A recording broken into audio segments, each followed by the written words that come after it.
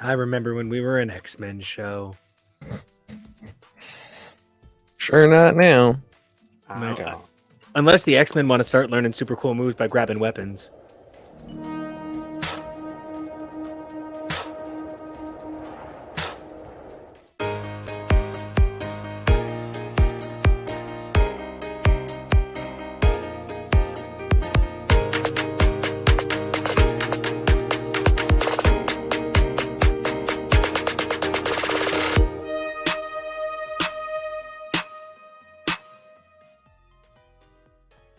Hey everybody, I'm Nico, and you can catch me at Nico Action. That's NicoAction. And I forgot to mention, this is X's for Show, your one and only home for reacting to the week's biggest media, Saturdays and Sundays.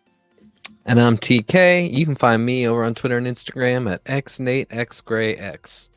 Which makes me Kevo, and you can find me over at Kevo Really. That's KEVOREALLY. And I think I'm in the wrong game, y'all. No, I think you're in the right game. I think this is one of those instances where, we are really excited because we're not just branching out into like new ideas. We're branching out into things that we all love, like personally. So some stuff is going to be stuff that like I love and maybe TK and Kevo have less experience with. Some stuff is going to be stuff that perhaps, I don't know too much about. But today is going to be something that I happen to know way too much about, and I'm really excited to talk a little bit about Final Fantasy, my favorite video game series in the entire world. You can see right next to me I have my favorite character from my favorite series. This is Yuna from her logo from Final Fantasy X. Big fan, and I would love to get, and I'll go more into my experience with the series in a bit, but I'd love to get your guys' experience with Final Fantasy as a series, as a concept first. Well, I was going to say, I've got my background, one of my favorite scenes from video game history, and that is, of course, from Final Fantasy VII, the live stream. And yeah, for me, Final Fantasy is like an ever-present thing. I really just distinctly remember the cartridge art from the Super Nintendo, and not really understanding it in the same way that I understood Zelda, which is my franchise, which we will be discussing next week as we've got Tears of the Kingdom coming. Tears of the Kingdom. I keep adding an S that's not supposed to be there. You can add as many S's as you want. It's your game. Thank you. Such a tearful kingdom. All the tears. All the tears. But I have really distinct memories of always being aware of Final Fantasy, never quite understanding what the deal was. And it took me a little while longer to get that it was more of an anthology series than Zelda was. Although, it's amusing because there's a theory that Zelda itself is an anthology series in some ways. So it's very interesting. But the one that really hooked me was, of course, 7. And a lot of my most cherished experiences are connected to 7. We'll get more into it, but 7 is really the one of my heart. Now, Kevo, I know that, to be married to me, you have to be pretty aware of Final Fantasy, not just as a game, but as a way of life. But, had you ever had any experience with Final Fantasy before me? And as it evolved, what do you think of this franchise? No, I had no experience before you. Before you, my awareness of Final Fantasy was that it is, as Wikipedia says, a Japanese science fantasy anthology media franchise created by etc. etc. I knew it existed, but I didn't really have a ton of experience with Final Fantasy myself personally. It wasn't even until more recent years that you've been talking about it, more over the course of our relationship that I even started to get certain things about it being an anthology series, the way things tie in together. it's so expansive and so complicated. It was never really, as I've said, I'm not the biggest game person in the first place, but especially something like this that is so taxing and so nuanced, it goes right over my head mostly. Were you into any JRPGs growing up, Kevo? No, I wish I was. I think I didn't really know a lot of gamer people either. It's part of the problem. Well, and I mean, like, you had a Super Nintendo pretty much, and then like an N64 in some capacity. I know it wasn't that, like, your family denied you gaming and you were held in some sort of a gaming closet. Exactly. But I know it wasn't like a celebration of gamery for you. I just want to apologize a little bit for the visual lag. I tried to play with stuff, and now I'm tired of playing with stuff. I just want to have a good time on camera. So I'll use it to my advantage, and I'll do funny things with timing. It's very recent Final Fantasy games of you. No, I think you mean very recent Final Fantasy games of me would be movies. Okay. A little bit of a shot at Final Fantasy for no good reason. It's my favorite video game series. I do think I miss the classic years a little bit more, and that's why I'm pretty excited about what we're here to talk about today. We're here to talk about the success of the Final Fantasy Pixel Remaster series, which is a incredible project that Nintendo decided to undertake. Something people don't realize that I think is part of what we need to talk about a little bit as like a culture is there's sort of a missing link for many people. We'd for years had a situation where there was a lot of misinformation and a lot of missing information about video games, about like video game culture, about how these games worked, and that led to some really weird inconsistencies for the Final Fantasy franchise in particular. And it means like games came over misnumbered and out of sequence, and some games took like truly 15 years to make it. And Nintendo said, "This no more," and went about, well, I keep saying Nintendo, but what I really mean is Square Enix. But we're here to talk about the fact that they're on the Nintendo Switch. Square Enix went about saying, no, we're going to fix this. We're going to get this under control. And they put the games in an all new engine. They redid them from the ground up. They're called the Pixel 2D Remasters, and they've made their rounds on multiple platforms, mobile and more. And now they have made their way to PS4 and Switch, where they are doing great, as well as the recent inclusion of the first game in the handheld market, for the Theatrhythm franchise in about a decade, and that's going to be Final Bar Line. And I cannot wait to talk about these games with you guys. And let's be really clear, the Theatrhythm games are a huge part of why we are here. Of course, a big part of it is that we've got 16 coming out soon. And because of that, we thought what a good time to touch on the series and, how happy we are to have anybody who's feeling the excitement be here. But also, you specifically, Nico, are having a big old time with Theatrhythm right now. Yes, I am. I am very excited about it, and I'm super excited to talk about Theatrhythm in just a minute.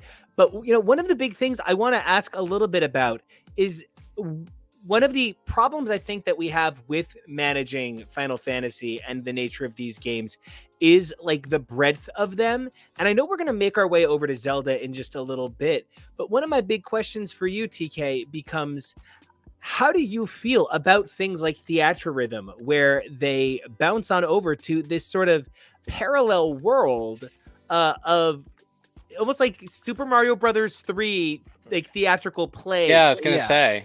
I'm about to pull into like 8 different things now because it's, Theatrhythm. It's also Dissidia, which is, Kevo, that's a Final Fantasy fighting game.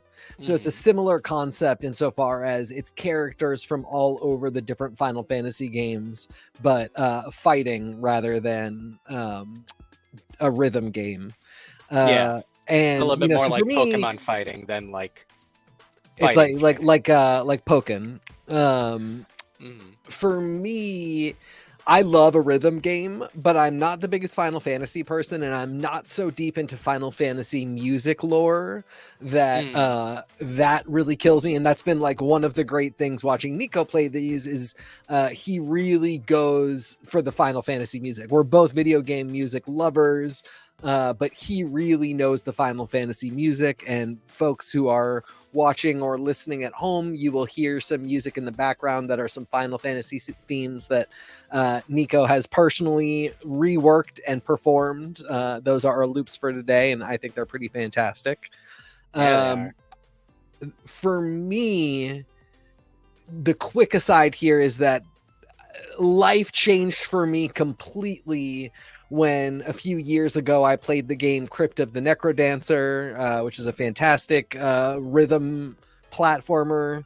And later, the year after I played it, it was announced that Nintendo was pairing with Brace Yourself Games to do a Legend of Zelda themed Crypt of the Necrodancer called Cadence of Hyrule, which is one of my favorite games of all time because I really do love a rhythm game. Danny Baranowski, who did the music for Crypt of the Necrodancer, which is all phenomenal, did the music for this game, which is just a fantastic mix of Crypt and Legend of Zelda.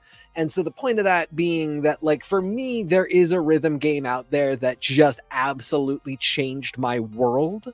So I can really get behind what's going on with Theatrhythm. It's not quite my bag, but I have played a little bit of it.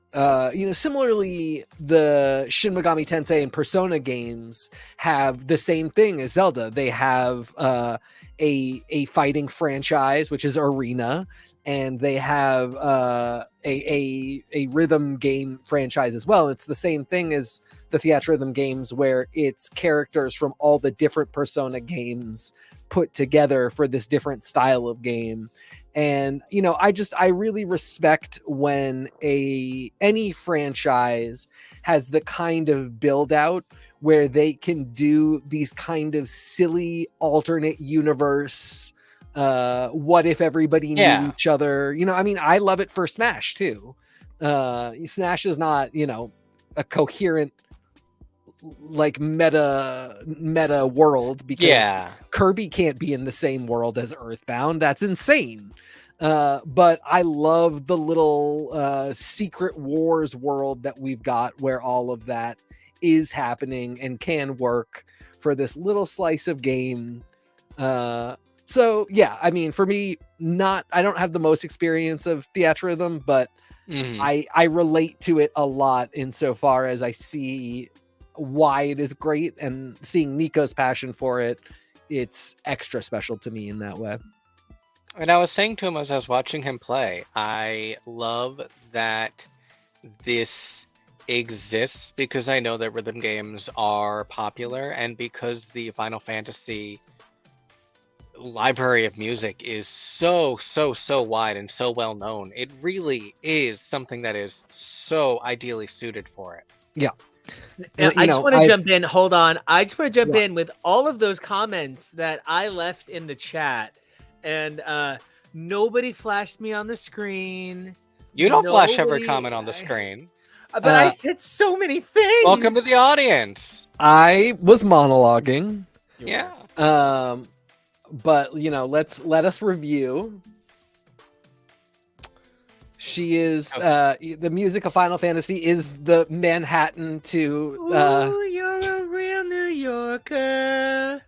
And what do we have here? This is Saber's Edge. I also did thank you. Yes. Light and Spira Unplugged. I did Spira Unplugged as like a bossa nova.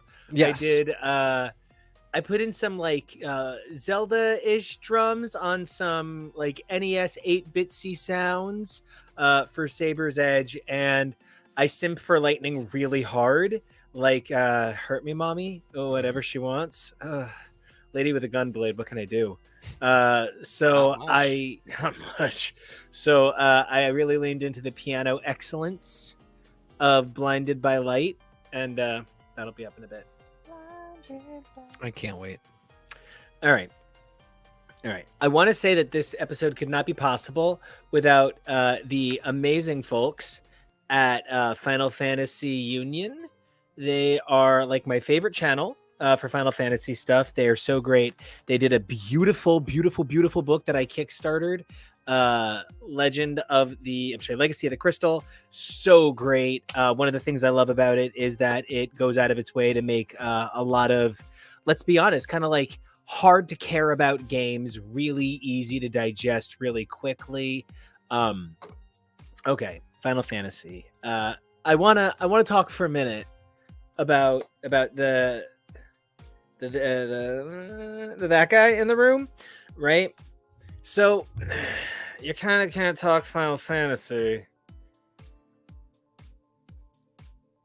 without talking some Kingdom Hearts.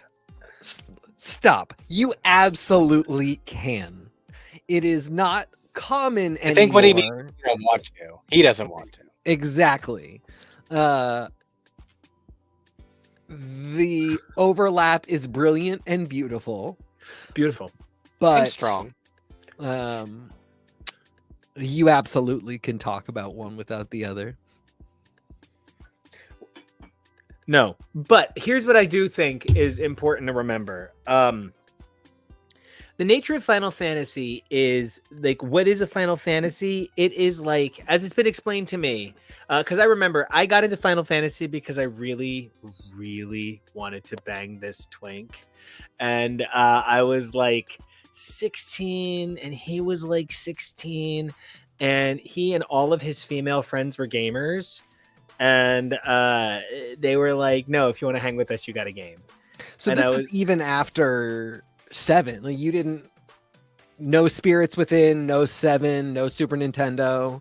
No. So really, I'm the authority on Final Fantasy here. Yeah. Love And you're kind of this noob that I'm just letting talk about it. Yeah. I'm just,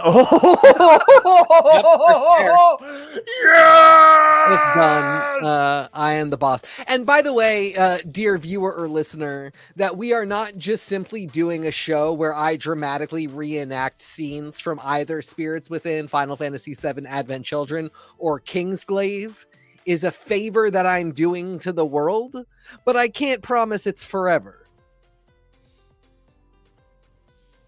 But we love to see it. Wait, hold on. Huh? I hate being this far back, but I think it's gonna fix all of my imagey problems. I just remembered. So if not, I'm about to have to sit upright and look real good. It's already not better. Okay, great. Now I gotta kimono it up. Okay, so I really wanted to get with this guy. He was so cute, and he was super into video games. And he was like, oh, well, I'm basically Zell from Final Fantasy VIII, or Titus from Final Fantasy X, or Zidane from Final Fantasy IX. And ladies, if a guy comes up to you and tells you he is a roguish thief, that's a deal breaker. Yeah. Just like that's a pretty rough group of characters to say you exactly are. Some But flags are red because they're on fire. so he was like, you should play 7 and you should play 10. And I started playing 7 and I started playing 10, and I gave exactly this many shits at all times. And like, it was a slog. You couldn't get me out of Midgar. I thought Blitzball was the dumbest thing I'd ever done in my life. And then I discovered 8 and I was like, stop the presses. I'm found. And then from there, I reapproached 7 and 10 and loved them. Loved so much of the experience. Went back, played the classic games. Played them when they were actually kind of hard to get your hands on. I played them when they were on Anthology and Dawn of Souls. I played them when they were repackaged for like DS and stuff. So I definitely came to original Final Fantasy much later on. So I have this theory, and I need you to situate 9 in it for me. Final Fantasy VII is for your keep in mind the era that we're talking about. Late 90s is where Final Fantasy VII comes in. So Final Fantasy VII is for your emo kids, of which I was one, and that is why it is my favorite Final Fantasy game. Final Fantasy VIII is for your pop girlies. Like, the vibe is very much he loves me, he loves you not. Final Fantasy X is for your Jason Mraz, Jack Johnson girlies. Where do we go for? I'm right about this. I mean, it just is how it is. Like, so now you need to tell me where we are with 9. You love Jason Mraz. I reject your whole premise. Hold on. So let me start with how I reject this. Number 1, 7 is for the hardcore boys that always said they were into orgy and, thought that Dreams in Digital was really aggressive, 8 is for kids who thought Black Parade was art. 9 is for kids that take the Ren Fair too seriously. That's what it is. Okay, yes. And 10 is for cool kids you can just fuck right off. I didn't say it wasn't for cool kids. I loved Jason Mraz back then. Also, 8 was out so long before Black Parade. You simply have to give me something else. Okay. Okay. No, I'll get there. When did 8 come out again? Oh, it's like 2001. No, I think it's before that. Wait. It's 99. Okay. I think if we're going with 1999, then I think it would. What was annoying in 1999? Oh, Welcome to the Fragile. Yeah. Yep. That's correct. It's my favorite Nine Inch Nails album. I won't let you fall apart. Yep, that is 100% correct. Yeah. Okay, well, I now understand that having zoomed out, I have to be careful about how I adjust. Number 1. Number 2. Okay. Here's the thing about Final Fantasy that I think is also really important to keep in mind. As it was explained to me by this group of hardcore gamer girls who taught me everything there was to know about gaming, let me tell you... In 2002. In 2002. You want to learn all there is to know about gaming, you find you a gamer girl, because she has been forced to prove herself needlessly a million times over. She's got a slew of facts just to shut some dudes up so that she can be left alone just to play. She's got a PS2 memory card labeled Queen shit. Yep. And that's all the save files. You know, we what love I mean? her so much. We're very sorry. We will bring our stupid friend out of the bar. And I was like, okay, so why are they called Final Fantasy?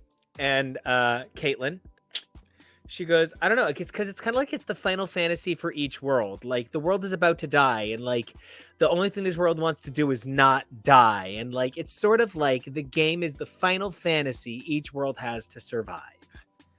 And I was like, okay, I'm in. If they would just put that on the box and like, so one of the things that's really interesting is the history of Final Fantasy is pretty complicated. While the series properly started in Japan, it would come over to the United States where it would do gangbusters business for Square Enix, then Square Enix, of course. One of the big things about Final Fantasy's release is that it has been kind of released a zillion times. So the nature of these 2D pixel remasters is an effort to create a singular way to look at the games.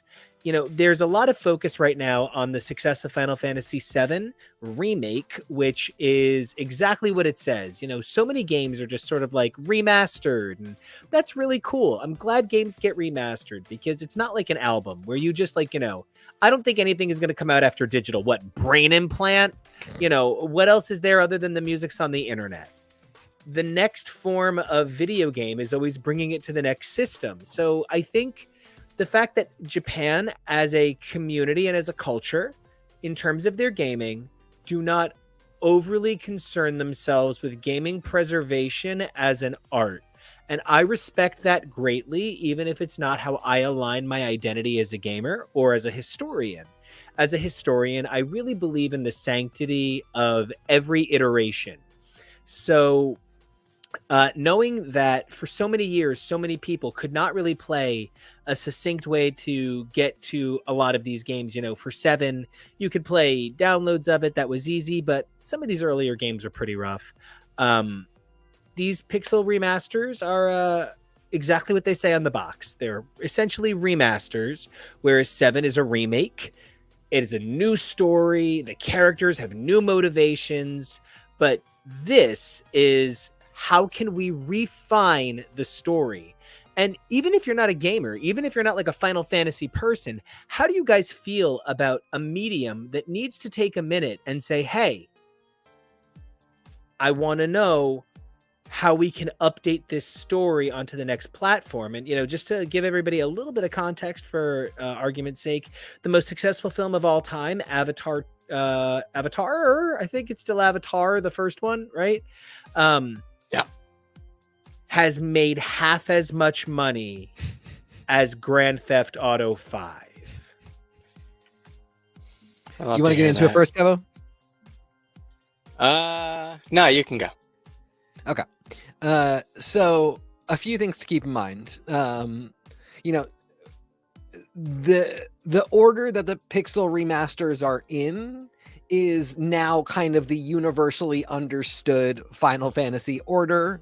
That was one of the big problems for Americans, was our understanding of what the order of games was just wrong. We just didn't get them. Hold on. I have it listed out Do it. here because I'm not going to let the team down. No. I brought the homework. So the games properly in Japan were 1 in 87, 2 in 88, and 3 in 90, all released in Japan on NES. But of those 3, only 1 came out in the United States, and it came out in 1990. Final Fantasy IV, which came out for the Super Nintendo in 1991, would also come to the Super Nintendo in the United States that same year as Final Fantasy II. 5 would come out in 1992, but not see release in the United States. But then 6 would come out in 1994 in both Japan and the United States. In Japan is 6, and in the United States is 3. And then from 7, we pick up the standard timeline, and then we're fine. Right. But it was a real mix. And the thing to keep in mind is, at the time, there were not a lot of great options for porting games. For, any way to do something like a remaster. Now, any 8 or 16-bit game, especially of the JRPG genre, very easy to recreate all of the assets. Even, you could remake every sprite, which is every individual character model, and even just the sets, the trees and everything. For a 16-bit game, that is so few pixels, and it is so specifically one dark green dot in this corner, another dark green, and you can literally numbers by numbers remake the entire thing in not a lot of time. If you want to remake a Zelda game from Wii to Wii U, you can maybe import the art, but there's going to be a lot of redrawing the thing to a certain graphical upgrades, graphical changes that are required for it to look right. Right. You really can, for a pixel game, you can just do, it's this number here. It's a paint by number situation. And then the programming also really isn't that difficult. These games are turn-based. So there are some action elements that you really don't need. There's a lot of random number generation, which, stays the same no matter what. So once we crossed a certain threshold of computing, and then that threshold bled into consoles, which are always a little bit lower powered than a standard computer, it really became feasible to even if you had to, you could remake these games from the ground up, and in a few cases they really were, but it wasn't the same undertaking that Final Fantasy VII Remake, on top of the fact that they did different story, they completely redid the art, they redid the gameplay. Every single element was made from scratch anew, with just sort of the ideas behind the original. It wasn't the same thing as any of these pixel remasters. These pixel remasters are really kind of doing some of that archival lifting that Nico was talking about, to standardize stuff that we understood to be a certain way, but a lot of us just never had experienced. And it's one of the things that makes JRPGs such a fascinating genre, especially the early ones, is there's so much of it that is really similar, and it's like they are essentially digital board games in a lot of ways. They're still really fun, but there's set parameters that they're never really going outside of, so it's just a matter of making sure you have all the pieces. And just for years we didn't have all of the pieces of all of the games, and now we do, and it's pretty fascinating to get to take another look at them with kind of that much higher bird's eye view. And I think part of it is we've all been kind of spoiled by shows like Bones, where Angela just goes up to the computer and goes like, guys, I've been looking at the bones, and I figured out that if we just draw a line of symmetry along this bone, we can generate the whole skeleton. I hit the bone button on my computer and it told me who the killer is. I hit solve. I don't know. But yeah. Try that next time. And I think that's a little bit where people are like, oh, it's the same thing. You can just put the... No. If you put Nintendo graphics on a Switch, it's not going to be like, oh, wow, look at those 8 pixels. It's got, just, go load any Nintendo game from the virtual console and tell yourself it's clearly still just an 8-bit pixel game. So these sought to sort of simplify everything. Now, Kevo, how do you feel about the game historianism of the experience here of like looking at these games as ultimate remasters? Now, one of the things, Kevo, you might not realize is because there have been so many iterations, like if you were to pull up the first slide for a moment, Sure. that shows the number of versions of Final Fantasy 1 and 2,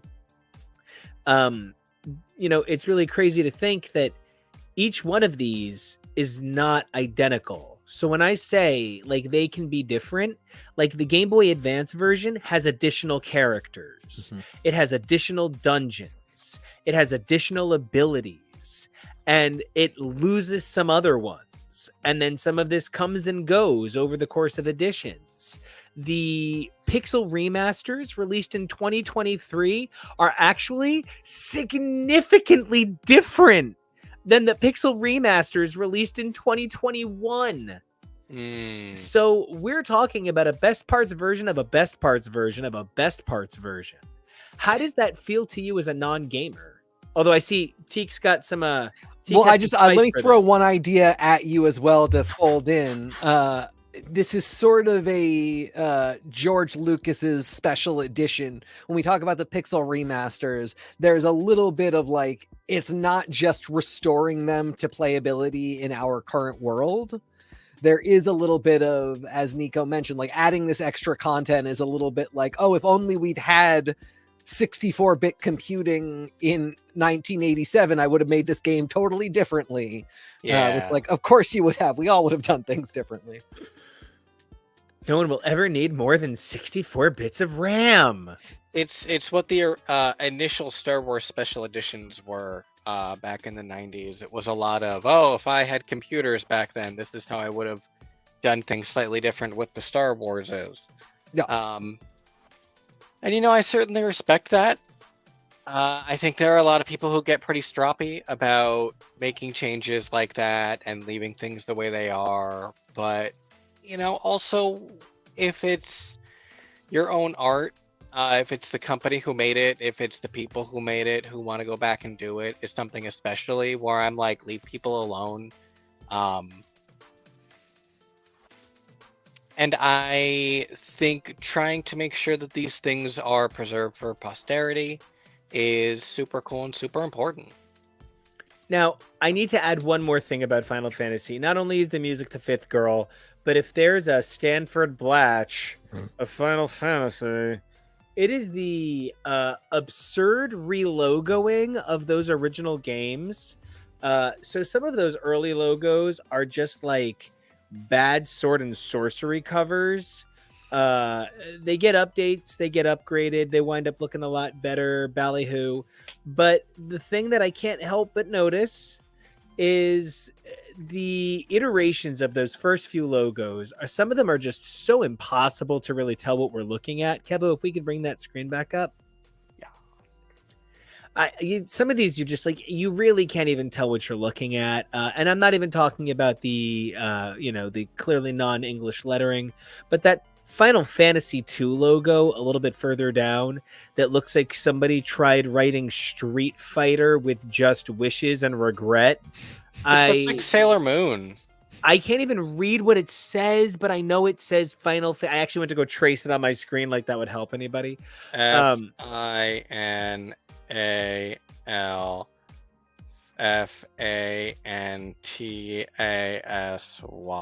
And S is like bleeding onto the Y and stuff. It's not. Yeah, it's a rough one to read, and so I do appreciate the uniformity. It's something that I talk about a lot with not just like big two comics, but my own comics and TV shows and movies. I think we need to not be afraid of going back and reworking the container. I'm not saying endlessly resell things, but something that I think that these games have done that's really important is early Final Fantasy, in fact, the first game in particular, featured no characters by name in your party. You chose a job class, and your job class was your character.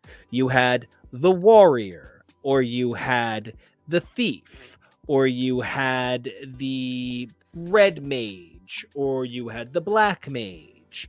Which is common of games of the time, like Gauntlet is the other really great example that, people recognize from back then. If there's a story, it's in the, on the side of the arcade cabinet or in the manual for the game. And it is very much just like, in a land far away, there are bad people and the good people are going after them. Guess what? You're playing a good person. That's all, that's all. We didn't have time for more. Kids didn't need more. You just played at that point. And so these early games, they lack the sort of emotional punch that you might expect. Now, there is still a story. There is an expected progression. You go to certain events, you trigger those events, you get outcomes. Those outcomes yield into the next story point. So there is still a linear traditional progression. But I remember when I was trying to impress a guy at the beginning of college, and that guy was really into Zelda and also Fable, so I tried to get really into Zelda for a hot minute. I went back and I tried to play the first Zelda. Fuck that game. What a little nightmare. Oh my god. I mean, ultimately I wound up having a lot of fun playing it. It actually was not some terrible experience or anything, but it was not what I expected. And it also does not have a ton more story, and one of the things that I was talking about earlier is Final Fantasy is understood to be a game in which, especially up to 7, a game in which each one is completely unique. They are not related to each other. It's all, different worlds that might look similar and they all have similar elements, but they are not the same. And Zelda was understood to be different in that, there's Zelda, then Zelda 2, and then A Link to the Past, in which all 3 games mention Link. Then you have Link's Awakening, which kind of talks about Link left after A Link to the Past and was on a boat, and then Link's Awakening happened. Then you go into Ocarina of Time. there are many readings of Zelda in which each game is a legend of Zelda. It is some fantasy world's tale that you are playing that is a different version of the myth.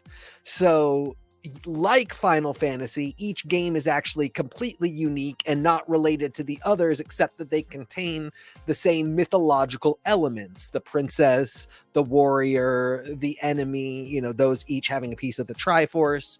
But they should not be read as having a continuity. They should just be read as, you know, you might think about like what culture could be spawning each myth and how is each myth changing.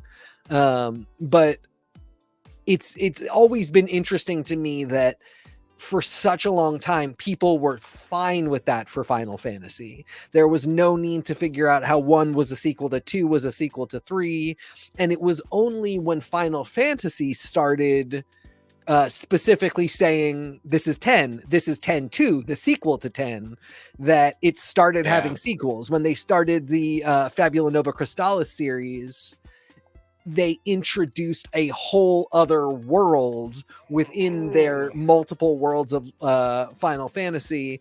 And I've just always been impressed with the control that they have maintained over that particular part of the narrative, and how willing audiences have been to stick with that, where the Zelda timeline doesn't actually make any sense, but it's demanded, and it's demanded that Nintendo acknowledge it and reassure the audience that it's definitely, you know, this is the sequel to that, is related to this. Do it. Well, now, and I want to riff on that, Kevo. For all that we talk about Final Fantasy as a family, and I've told you about 10 and 10-2, because like my favorite video game character of all time is Yuna, this lovely queen right here, as I mentioned. And so I love 10. I love 10-2. I really enjoy Will, the audio drama that paints her as a summoner again. You know, that there might be a Final Fantasy 10-3 would be exciting. They're definitely going to do another one. I really hope. There's, you know, there's the legacy of 7, the compilation of 7 as it's known. But there's also what's known as the Ivalice compilation, which is all games that are set in some version of a world called Ivalice. And those worlds all have the same properties. They actually have some unique species to themselves. Then there's the Fabulous Crystallis. Fabula Nova Crystallis. It took me literal years of rehearsing to get it. No, it's just the silliest name. It's a fantastic drag queen name. Yes. Oh my God, you are so right about that. So, Kevo, how do you feel about sub-part? Like, how do you feel about like Final Fantasy having its own like little Mario Party? Like...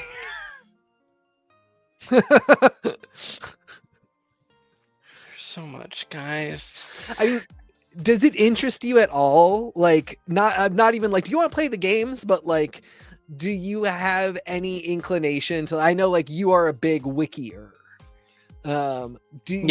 Would you read the entry on the world of Fabula Nova Crystallis to understand how that is different from Midgar, the world of Final Fantasy VII?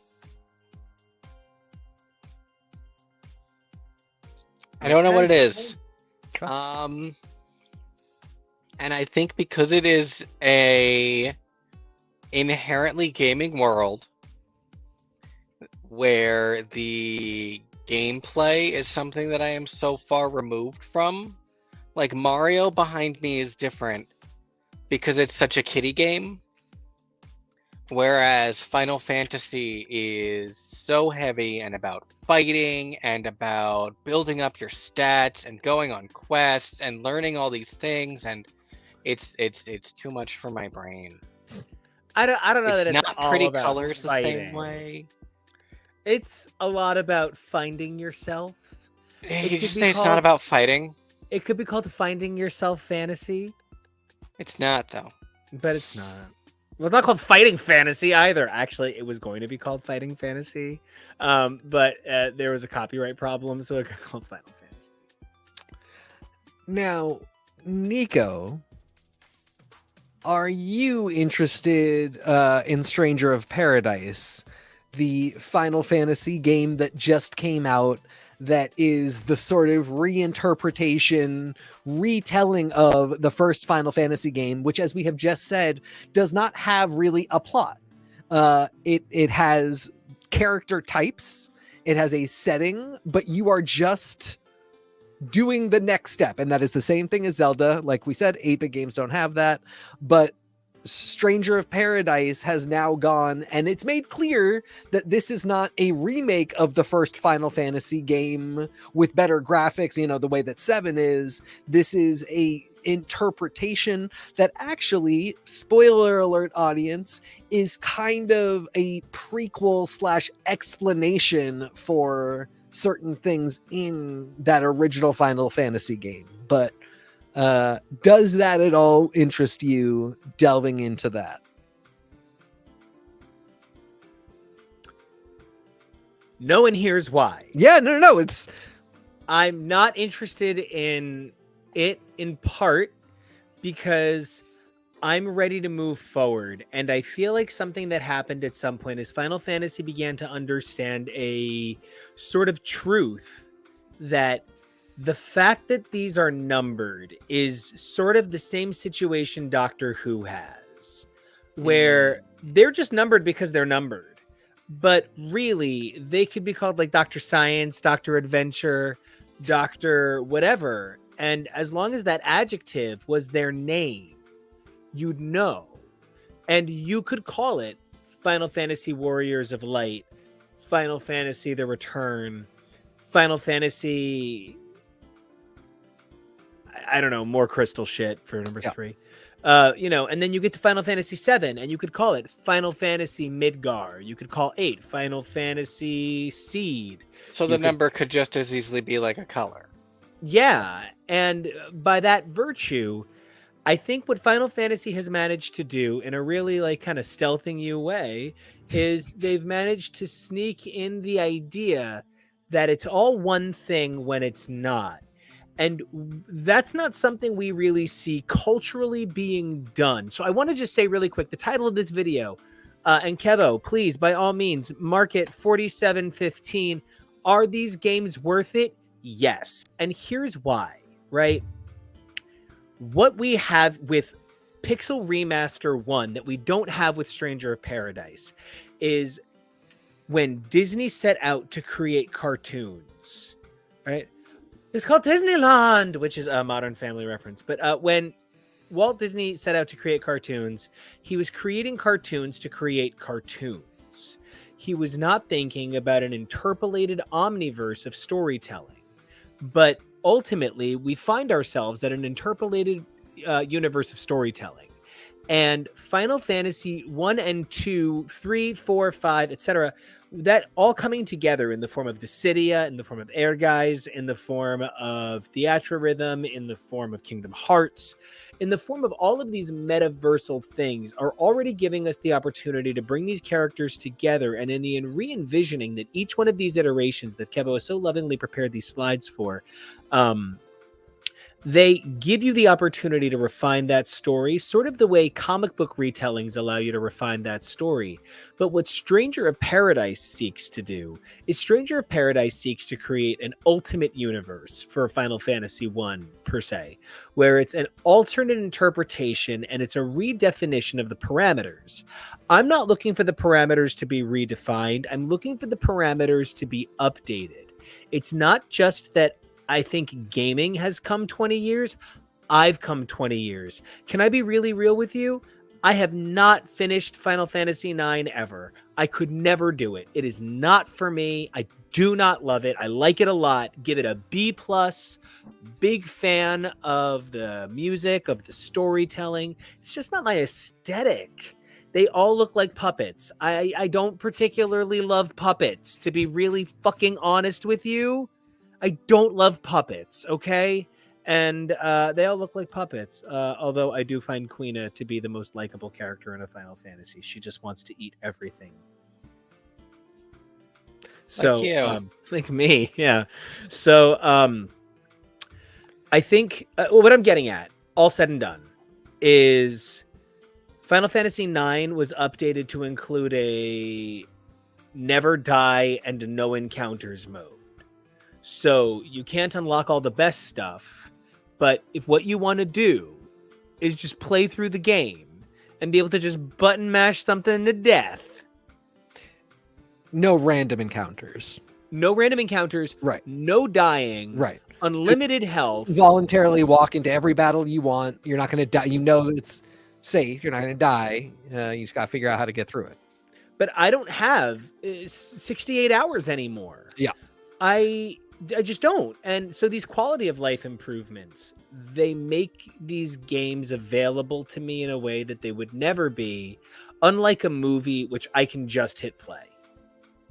And we'll get into movies in a second. I also would have accepted as an answer, no, the first Final Fantasy is not my game.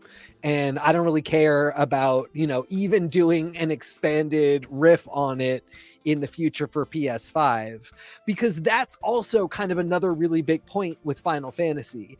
If Final Fantasy VII is your game, that means that also possibly your game is Final Fantasy VII Remake, which you're going to get 3 of at the end of the day, Dirge of Cerberus and another Dirge of Cerberus-like games, like 3 different mobile games. At least 2 things that have the name Crisis. Yeah, or Crisis Core. If Final Fantasy VII is your world and your game... Oh, and 4, I'm sorry, Final Fantasy IV has Final Fantasy IV, Final Fantasy IV The After Years, and Final Fantasy IV Interlude. It has 3 games. There's an OVA for it as well. Yeah. Oh, yeah. I mean, and the OVAs and movies are another big part of all this. So, like, 10, you've only got 10 and 10-2. You've got a couple other little things here and there. But even that, like, 10 and 10-2, that's hundreds of hours of games if those are, like, your only 2. If you're Fabula Nova, that's, like, 7 games. If you're 14 is an MMORPG, so that's a ton. I mean, 15 was supposed to be citable in this. We're supposed to have lived in a world where 15 is still going on with releasing content, but they gave that all up. But you do have the chibi version, which is actually all kinds of fun for Switch. So, folks, I highly recommend it. Well, and to that end, yeah, that is where the market is for me with Final Fantasy. I just want to... You want to go chibi? Is that what you're saying? I want to go... I don't care about the visuals. I sound so dumb. I don't really care. I'm not in for the visuals. You know what? They could have legitimately pixels forever. And as long as you showed me good art and I could click on the YouTube video of the high quality version, I'd be set for life, man. I love visuals. I think they're beautiful. But I mean, are you in it for the turn-based play? Like, are you in it for... I'm in for the role playing. I'm in it for the, like, I'm with this group and we're going to save the day and we're going to stop the end of the world and I'm going to level up and I'm going to learn these abilities and I'm going to cross the world map and I'm going to raise chocobos and, like, I'm going to hug a Moogle. Are you interested in the action gameplay of 15? Or would you prefer we stick with literally turn-based? If you are stopped on your turn and you just haven't pressed A, you can sit there for 15 minutes and then continue, like that type of turn-based. Is that important to you? I find value in both. Okay. I've beaten 15 twice. Yeah. Definitely also beat so hold up. Yep. Hi, I'm Nico, and I had a Stadia. We all had Stadias. Well, I beat 15 on it, and I played those stupid after episodes and stuff, and I don't think they were all beatable, but I played them. Yeah, they weren't, because they were not supposed to function like that. They were supposed to continue. Anyway, keep going. Well, yeah, so I really thought that the big draw for me of early Final Fantasy was that if I needed to, I could, like, pause and walk away. Yeah. There's something about the continuous combat system that I find encumbering. I find it really frustrating how in the moment you need to be at all times, because I'm not a person who has a whole lot of in the moment time a lot of the time. So I struggle to be able to play some of the new games physically, time-wise. But at the end of the day, I don't long for the earlier games, but something that I found really exciting was the ability to lock into a strategy. That's why my favorite games are 8, 10, and Tactics Advance. I like do this thing, get the outcome, learn the thing. So something worth noting is Final Fantasy. We're really only here to talk about 1 through 6, but one of the biggest things that's central to Final Fantasy is the job class system. Now, with Final Fantasy, you get a job, you do it, and you level up within that job for the most part. Now, this is true of 1. Well, in 1, the classes are never reassignable. Once you pick the character, that's the track they're in forever. 2, it's actually just your character gets affinity with weapons, and your job class is assigned by the weapon you hold at the time. For Final Fantasy 3, they're reassignable jobs, and there are quite a number of them. For Final Fantasy 4, your character actually determines your job. So who you are is what you do, right? 5 goes back to the classic system, but then 6 is by character. And then after that, you kind of enter a weird world where 8 and 9, 7 and 8, you just assign the abilities to characters. You just say you learn fire, you learn attack things, you learn this, you can poison somebody. And I loved that freedom, that if I wanted to play 7, it's just attach materia.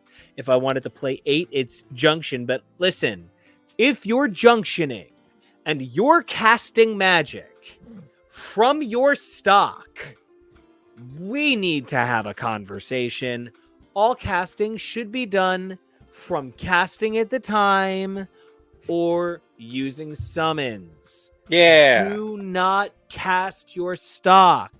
Idiot. Kind of. And then in Final Fantasy X is amazing because it is the job class system. You get put on the sphere grid, and the sphere grid is like a map of progress. And you can choose to activate the nodes or skip them and come back if you don't have the resources that are required for activation. And when you finish your sphere grid, you can go to the next part of the sphere grid, and everybody kind of has a job class there. Traditionally, the person with offensive magic is a black mage. The person with healing magic is a white mage. A person with a mix is a red mage, while the person who learns magic from enemy monsters and then is able to practice that magic back is a blue mage. If you do mostly status abilities, you're a green mage.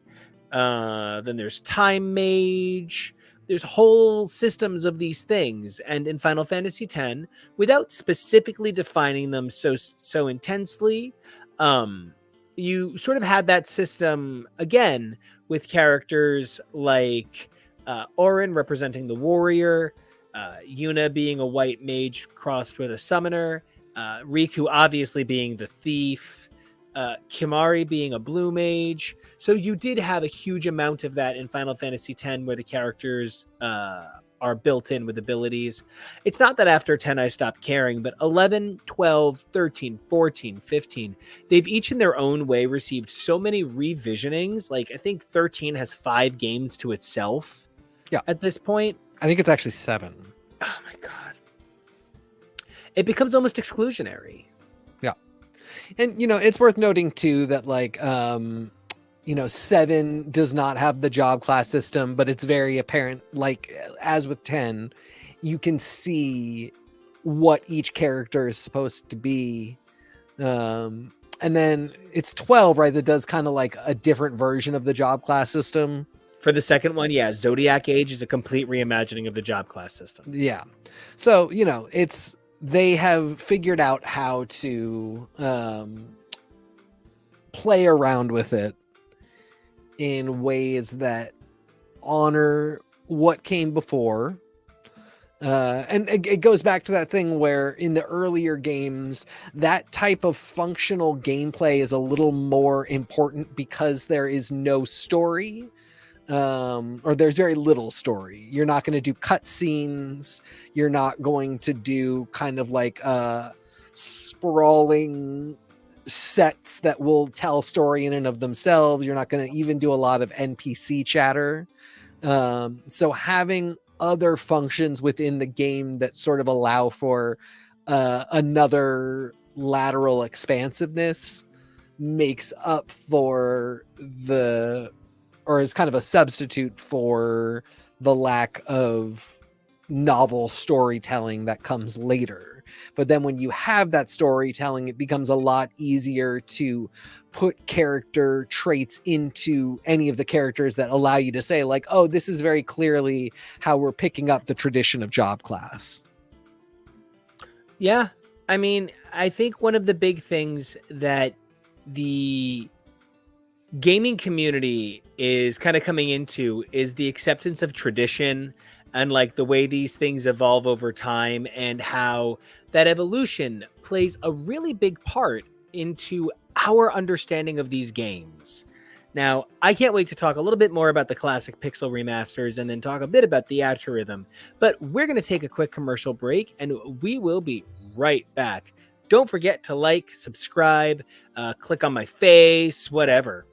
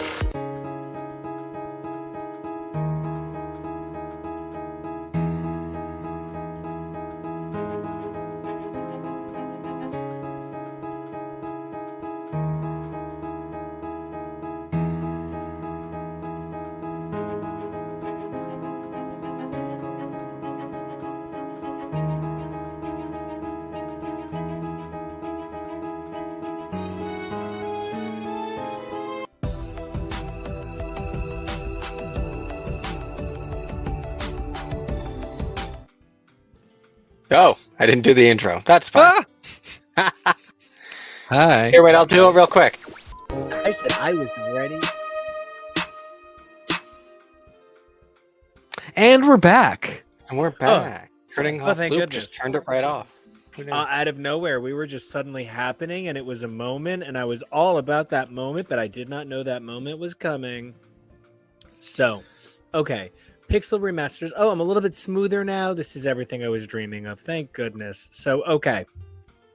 And we're back, and we're talking about Pixel Remaster and Theatrhythm Final Bar Lime. Does that say? Line.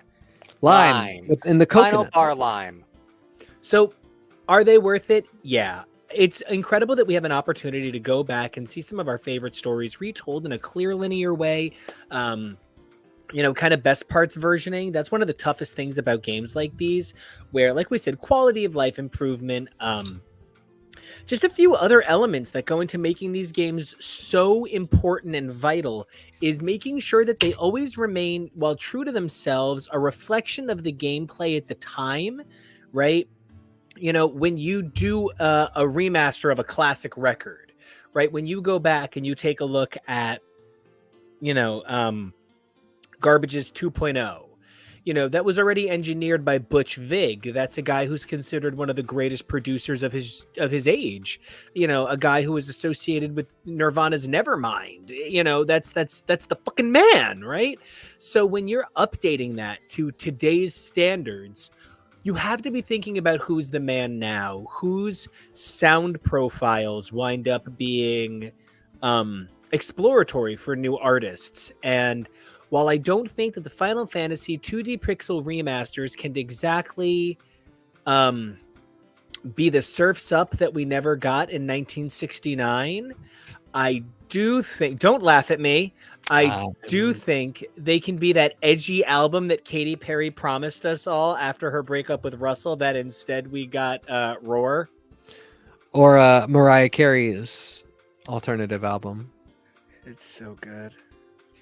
Is that the song that was written by emojis? No, but I do appreciate the reference. So, okay, now, Kevo, I understand, and I feel really bad that you've had less to engage with on this show because I love everything you have to say. Now, here's my question for you. If there was something you could go 2D Pixel Remaster, which is to say, something you could go back in time and just tap perfect, you could just say, look, you're still going to be old. You're still going to have some of your fallibilities, but we can make you better and prettier. What would you go back and tap pretty?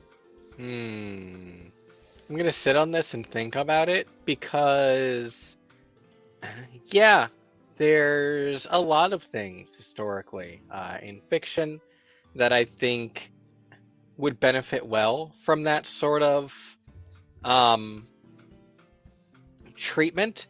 But you know what? I'll give an answer now. I talked myself into it as I was thinking about it. Gargoyles? I might say no. Okay. And that was my first thought too. But then I was like, yeah, but Gargoyles Is already so good. Had so much potential, but only ended up being one linear story that, frankly, I love it. Didn't even get cut short. It's just there was so much potential for more. You got 60 plus episodes. That's not nothing. A great Some point, shows Teddy. get like 12. But more the Pixel Remaster treatment, where it makes a cohesive sort of product out of these diverse things. Star Wars. I think Star Wars is something so cool. that really is held back by all of its different projects and different eras having such different tones and all of that. And I think that's something that unified every era of Star Wars a little bit better would really benefit Star Wars. Yeah. Tellington Kinesisberg, my one and only Hebrew mage. Wow. Is that you and Madonna? Is that the two of you? Do you guys Yeah, meet up we at are Kabbalah the- meetings? Dark and I am. As Go. Hebrew as Madonna. Kevo, you are obviously. It's literally Madonna. more Jewish than Madonna. That's She and I are the two Jewish wizards of America that do great battle, and as long as you're in charge. yeah, that's. Here's to hoping I win. You and Madonna are to music what Grant Morrison and Alan Moore are to comics. Just you pull off that yarmulke and the rose petals fall out, and you win. You win the crown. The only problem is I would rather Morrison win, but I would maybe rather be Alan Moore, so I'm in kind of a tight spot.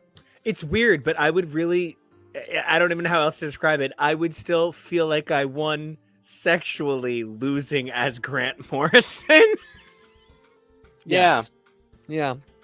Anyway, back to what the original question was. I'm sure it was important. At one point, the original question was, TK, what would you want to see get this Pixel 2D remaster treatment? What is something that you love that maybe just has aged in a way that has made it hard to access and could use the polished job and the love that this project received? Except for the fonts. The fonts suck. The fonts are unspeakable. The fonts are literally a crime against accessibility and readability. The fonts are terrorism. The fact that people had to figure out how to hack in better fonts to the Steam version. And I can't do that on Switch. The fonts are not great. Even now, the updated font is still better, but not what I wanted. Thank you. Sorry. That's bonkers. Who boy, it's tough to say. Because what I want is for Legend of Zelda to get. What did you just eat? A pretzel. Okay. Oh, God. I want Legend of Zelda to get a solid update. I would love to see Link to the Past get not Link's Awakening upgraded. I want it to get a totally different style all its own. But most of my stuff, the fact of the matter is Legend of Zelda has gotten reported and was fine to begin. The Legend of Zelda I don't games, just mean video games. By all means, you can stick with just video games. Yeah. But you could do anything. Yeah, that's right, because Kevo did do Star Wars. Because I have my answer. Go.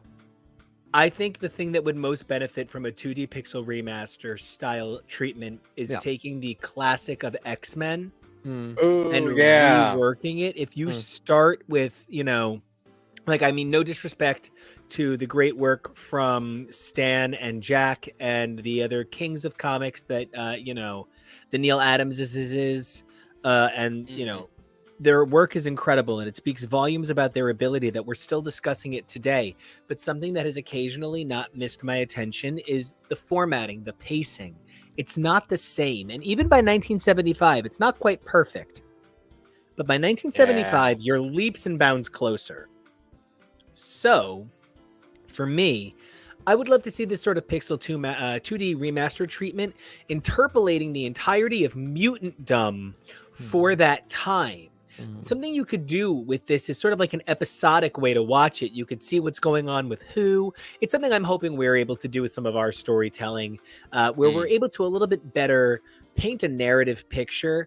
I think this idea of going back and understanding that not all media needs to be Romeo and Juliet to be told 250 times. Not all media needs to be, because there are some ways in which I am not problematically white, but boringly white, in that I really love Dickens, man. I am such a sucker for Great Expectations, A Christmas Carol. I love these works, right? I resent, however, their dominance of market in a world where I've only ever seen one or two iterations of Their Eyes Were Watching God, and you can't tell me that there aren't 600 brilliant Black creators who would do works like Their Eyes Were Watching God, and you can't tell me that there aren't 6 million Black creators who wouldn't tell me maybe I should know a deeper cut than the best known work from the Harlem Renaissance. And so I find myself hard-pressed to believe that the furthest we can take the iteration of Salvation of Medium, of chronicling what came before us, is sort of these 2D pixel remasters.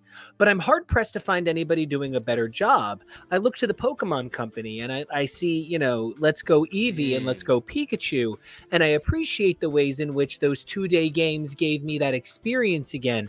And I call them 2-day games lovingly because they did take me about 2 days, but good, because I'm not 12 anymore. Oh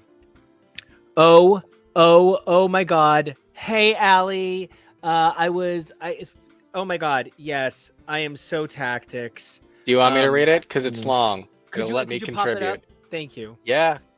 Friend of the show, Ali Galactic. Hey, how's it going? Commented to say, I may be in the minority here, but I don't want pixel remasters of the FF series. I was FF's 1 through 6 plus tactics in that HD to 2D engine they use for Octopath Traveler and Triangle Strategy. Yeah. And also, hello. Which I was also about to ask you, Nico, and I mean, Kevin, please chime in, but I was about to ask about the Octopath of it all. So I'm not. I know you're a Octopath Bravely guy. Defaults. I'm a very Bravely Default. So Bravely Default is my favorite handheld game of all time. I also want to put it out there to, coolest muscle bro ever, Kyle, who is not on the show at the moment. He's off being. He's at Disneyland right now. I know he's off being a Disneyland king, right? Having a great time. I'm campaigning to take the show to Disneyland so we can go to Avengers Campus. That's actually why I'm eating pretzels. He made a comment about eating pretzels at Disneyland today, so that's why I got pretzels. We're honoring you, Kyle. But he wanted me to say that his favorite is 6 of the ones we're talking about. Mm-hmm. And I've been talking to him about Triangle Strategy forever. I love Triangle Strategy. Great taste. Yeah, I love Bravely Default. I love a game where you can pull off Boyd was the villain the whole time. And it actually managed If you could pull it off. This one did. Good. So I think a lot of things deserve this treatment, this sort of let's go back and make it beautiful, even when it's imperfect. Doing a painted picture of the X-Men universe that way would be amazing. I also think there's a lot of opportunity to do this for any storytelling that's gotten away from time. I'm chiming in now because we got a really good one from Kevo with Star Wars. We have our example that caused us to discuss this in Final Fantasy. I think you just gave a very good example. I want to pull it into the world of TV for a second. Yeah. Both Lost and Battlestar Galactica. I think if we'd known what we were getting into with the world finally being ready for serialized storytelling that has a beginning, middle, and end. Mm-hmm. She's a fracking Cylon. Yes. And maybe not just rolling a dice and assigning 5 random people the roles of the final 5, because that's kind of what it felt like. I feel like, really, when Lost and Battlestar Galactica started, which was around the same time, we still really were not quite sure if long-form serial television shows that had a beginning, middle, and end were the thing. Buffy was episodic with serial elements, and it got much more serial towards the end, but towards Buffy's end was kind of middle of Lost and Battlestar Galactica. What? I'm so sorry, but I need to add something. Yeah. Ali just said BSG is my jam. Yes. Commander Billadama is the best commander in sci-fi. Yes. Fight me. No, I don't want to fight you. It's true. I might not agree, but I will fight anyone who fights you on this topic. He is such a fantastic character. As a white passing Latino, there's not a lot of I feel so stupid saying it, but I have a lot of hey, that's my Latin daddy. That's him right there. Edward James Olmos, Sabrina's dad. If you knew my dad, you would understand why I very much do see my dad as a Billadama And To a degree. yes. I also I have the worst parts of Lee and Bill Adama's relationship with my father. We are currently on that, not speaking to each other, and Just having a new Caprica moment. one of us is going to die before that fixes itself. So just, you got that to look forward to. But for me, it's all about Bill and Mary, Edward James Olmos and Mary McDonnell, Bill and Rosalind, just a beautiful couple. Old people deserve love too, ladies and gentlemen. Let's let them have this. But yeah, I just feel like those shows definitely did not know where they were going to end up, and maybe weren't sure they would ever need to. Lost absolutely was not sure it would ever need to. I think Battlestar Galactica had ideas for where it could end up, but did not know that it would ever get there, or that the ideas for production this year were going to matter to where it would end up in a way that they should plan. If I could pixel remaster treatment these two shows to even just take care of that element, it would completely change the shows, but it would really take care of the thing that weighed both down at the end, which is that they began in a production mode that was not the one that they ended in. And that's particularly tough. And on the other end of the spectrum, I think something I would say I wouldn't do it for actually would be Star Trek. Yeah. So that ages way too well. I was talking about last night with a friend, Picard, and just the pacing of it, and it's not always great. And I was like, yeah, but you know what? TNG isn't always well paced. Yeah. And he was like, I think it's great. I think to a degree, but I think to a degree also, like, Star Trek is always kind of the animal that it is. And I think as long as it finds its way back to the core of what the heart of Starfleet and the Federation and what Star Trek is supposed to be, it's fine. And, production sort of be damned. It's more about if the message behind it is being played correctly. And that's why I think, Star Wars is harder, because each of the trilogies had a different modus operandi. And Battlestar Galactica being this thing that was a fresh concept of doing a reimagining of something from the 70s that took off as well as it did. Like, no one could have anticipated it was going to do so well that they would repeat the first season on NBC. The Sci-Fi Channel, that at the time was ridiculous, and it was part of why it was so built into Dwight Schrute's personality, because it was so silly that it was so great. It's how I watched Friday the 13th, the TV show. That's the network it still was. I just needed to back you up at this point. That's a huge part of why BSG wasn't given as much room from the start to grow into what it could be, and it's why that I think is such a great example. There are a lot of things that really would so benefit, and it's why I'm such a remake king, because I'm like, there's tons of stuff that can be told so many different ways, as long as you're doing it for a reason and not just to make it or to make money. 2D pixel remake The West Wing so that I can have an 8-bit CJ Craig and my life can be complete. The Sorkin verse. I was going to say, we stop at season 4 and something happens that we don't have to have those final 3 seasons. No, they just find her. She's just I was in the bathroom. Yeah, I was going to say they just whoops. I didn't check that last stall. I figured you would use the handicap stall. She's safe. She would do that though. Yes, she would.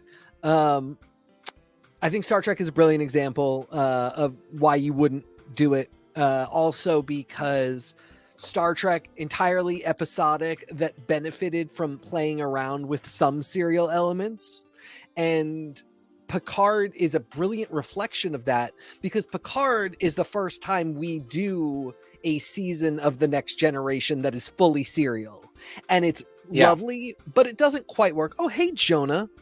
Hey, buddy. Jonah says, usually remasters are often a way for a company to have a modern way for fans to play and try to reduce some piracy and ROMing. That is Very true. I'm sorry, real quick, Jonah. I don't think anybody's been concerned with cell phone roaming data in a really long time. Everybody just, everything's Since he in was like network 8. now. It's a very funny thing because the numbers are just terribly low on video game piracy, because already if you're buying a console, you probably are not at the level of savvy that you are doing piracy and roaming. You might be buying Chinatown pirate copies, but that's also not crazy common either. Neither of these things is losing these companies nearly as much money as they think it is. It is such a silly thing. Ali Galactic calling out Nico in the chat. Yep. As is earned, as is deserved. But yeah, Jonah is absolutely right insofar as like that is part of the initiative for these things, and it's a bit of a silly one because it is really coming up with a solution to a problem that doesn't actually really exist and isn't killing the bottom line. But this was such a fascinating discussion because I do think, for as hard as we as a culture, especially in fandom, are on remakes and the idea of like cash grabbing, we really are looking at something that justifies itself entirely for why it's going back and redoing the work. 2 additional ones. Number 1, a funny fake one. Yep. I think actual whole musicals would be great in Pixel 2D remaster. Yes. I mean, of course. I would actually like them in like full animation, which is why it's a terrible joke. But like, I wouldn't hate it. If we can't do better, then fine. I would love that. But actually, really seriously, I would love whole seasons of Drag Race runway recaps. It with like little fake pixel animated girls walking down the runway with their image next to them. Things. Jonah, if you're still listening and can find one of those 8-bit ones, please get a link and send it to Nico and Kevo. If not, I'll find it when we're done. But don't worry, how exciting. Yes. So that was one, Nico. What's the other one? No, the other one was the musicals. Oh, music. Oh, you didn't have a specific musical in mind. Okay. No, but I mean, like, because here's why it's a little bit silly. Like, imagine Rent Contact. Like, latex, for me, rubber. For me, it's Starlight Express, which I so want to come back, but I don't want anybody to die. Ali, you're going to be included in this link chain that's about to come. And Jonah agrees, but he might want it in 16-bit. I want them to remake Starlight Express so that it is safe, because it's so good.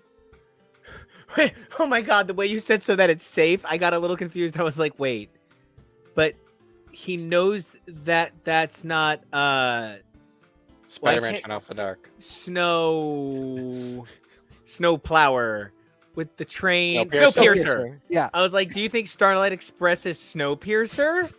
No, plot-wise, everybody's fine. I just simply Starlight Express is people. I've seen actors eat shit trying to do that show, and I would like to not have that happen. Also, Spider-Man Turn Off the Dark. Oh, is it Kimmy Schmidt where the quote is like, Spider-Man encountered his greatest enemy, floors? Which is one of my favorites. Spider-Man 2, Too Many Spider-Men. Yeah. I would do a Soylent Green Wicked fusion. It's still just called Soylent Green. Okay. Tough crowd. So, all right. No, I'm thinking we got so far away from the subject. Actually, I was about to bring us back to the subject. So let me bring us back to the subject. Talk about 2D pixel remasters work up a sweat. Kevy, could you please bring up the slides? Hey, yes, I can. The electric slides?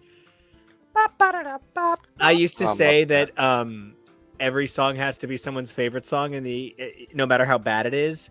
And the example I used to use, as I used it to a person, was like, "That's my favorite song of all time." And I was like, "You're just messing with me. There's no way that's your favorite song of all time." And they were like, Here's a link to people singing it to me, and I was like, I am so sorry. So now I've come to make sure that, because like I know that not everybody loves my music, so I totally get it, but I was just like, huh. All right, so I wanted to talk for a minute about the Final Fantasy release schedule, the way it happened. It's really not surprising to me that so many people are like, oh, those early games, I've played a few, but I could never tell you which ones I've played. Because while the original did come out, as we earlier mentioned, in December of 1987 for the Famicom, which is the name of the Japanese edition of the Nintendo, way cooler looking if you want my honest opinion, but I do still have lots of love for the classic S. Hey, it's series contributor Jake. The amazing Jake is in the chat. Making me do research. Jake wants to know. Oh, you got it? You got it, I guess. Isn't the dance called the Electric Boogie? Oh, wow. Isn't it the Electric Boogie and the dance is called the Electric Slide? Yeah. That apparently. Hell yeah, Jacob. I'm impressed. Yeah, shake out that Marcia boogie. Griffiths from the album Carousel, Electric Boogie, and the dance is the Electric Slide. Or the Electric, better known as the Electric Slide. Well, It's electric. Boogie, boogie, boogie. the Oogie Boogie Woogie Man. It's a very Speaking of different electrifying.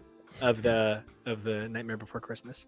So this game series was originally released so out of order. We have it 1987 originally in Japan before coming to the US in 1990. The sequel did not see release in the United States in any form until 2002's re-release in America for 2003 on the PlayStation.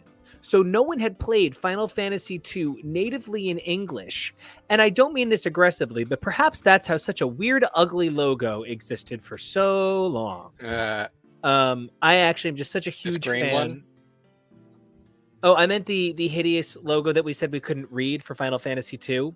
Okay, yeah. I'm such a fan of the beautiful painted art that has come in the last 10, 12 years for these pixel remasters. These beautiful icons. This art is so captivating for me, even if it doesn't always tell me exactly what's going to be inside the box. The art does what it's supposed to do. It makes me want to take a look inside, especially with a game like Final Fantasy II, which it was released in 1988. It didn't come to America until 2003. I'm hard pressed to believe that 15 years could go by and I could have missed out on this game and it could suddenly be so valuable to my play experience. But having had an opportunity to check it out in one of its earlier forms in the Dawn of Souls 2-pack for the Nintendo DS, GBA, which I used to play on my black GBA SP. My aunt and uncle bought it for me for my birthday. It's my favorite thing ever. I love that little system. I can say that while 2 is not exactly a landmark series, Entry, it is worth the play if you missed it in any of these previous iterations. Definitely worth a check out. Now, Teak, or anybody in the chat, have you guys had any experiences with 1 or 2? Most of my experience I had a little bit of experience with 1 recently because of playing Stranger of Paradise and wanting to kind of get a feel for what was there. But most of my experience is Stranger of Paradise. I really appreciate that. I'm looking forward to playing Stranger of Paradise in the near future. I've played several iterations of both 1 and 2. I am very excited about my Pixel Remaster downloads, though. Really looking forward to it. Kevo, if you would bounce us on over to games 3 and 4, I think these are 2 really unique entries. 3 didn't see release in the US for 16 years. It appeared on the Nintendo DS, one of my absolute favorite systems ever. I could burn that battery out like nobody's dang business. Here again, we have another really ugly logo. Sorry about it. Final Fantasy IV would be released in 1991 and come right over to North America right away for the Super Nintendo. It is probably one of the best beloved games in the whole series, I would say. It features Cecil and Kane, and it's the Dark Knight story. This is a really beloved game for so many JRPG fans and for fans of the Super Nintendo. It is frequently considered one of the best of the franchise, and I would love to know who has any experience with this one. This is not one for me. Burn. All right, well, let's take a look at 5 and 6. 5 marks the last game that I think really didn't get celebrated in the United States until much later.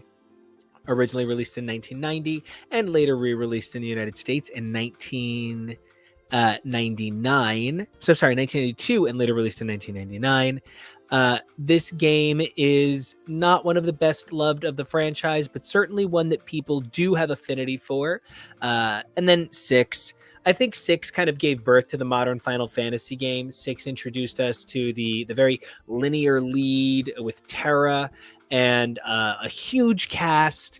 I think 6 is a game that I haven't personally ever really bonded with, right? But I know that a lot of people have great love for this title. Yeah, I mean, 6 is another one because for me, it started really with 7, and then the other thing I should point out is a big one for me early on was Final Fantasy. God, what was it called? For Game Boy. Final Fantasy Adventures. But the Legend of Final Fantasy, like those games. Final Fantasy Adventure is the first one for Game Boy, which ultimately becomes the Mana series. Okay. And so that was another point of confusion. Siri, no. That was another point of confusion for me for her because as well.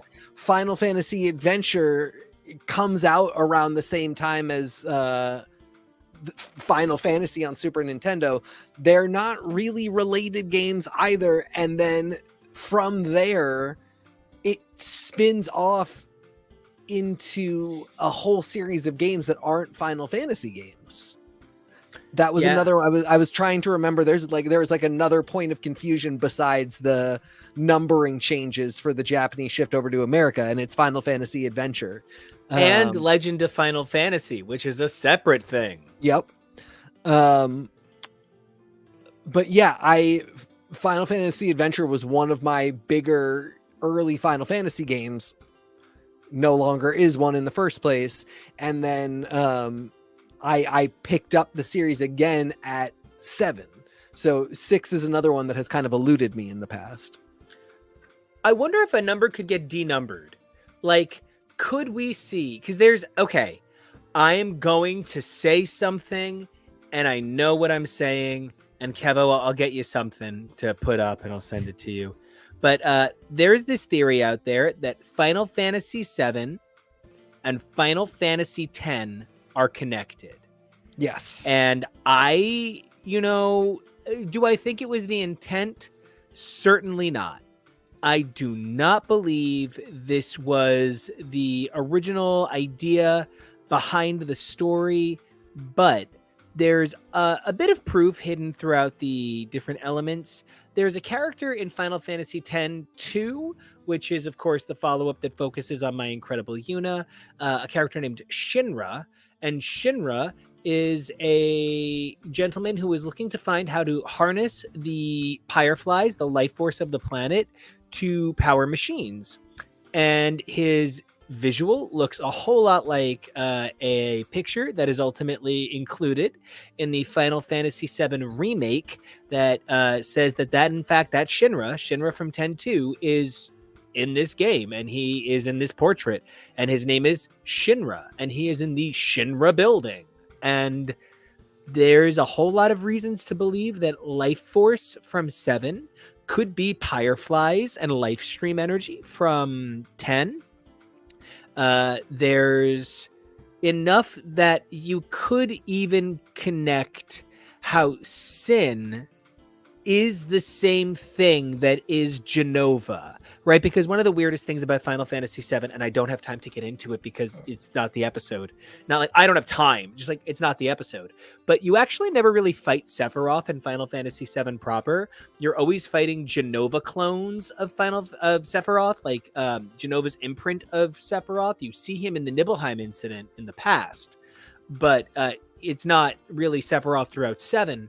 So, and sorry for spoilers for like a 30-year-old game, but the game is as old as I am, and you're never going to play it. And this is not what's going to happen in 7 Remake, which is already different. So, and I'm really engaged with this idea that perhaps these two games are connected, because one of the things that 7 Remake is doing that's so daring is they've created something called the Whispers, and the Whispers interact with the universe in a way where they're sort of like, this is not Final Fantasy VII being remade.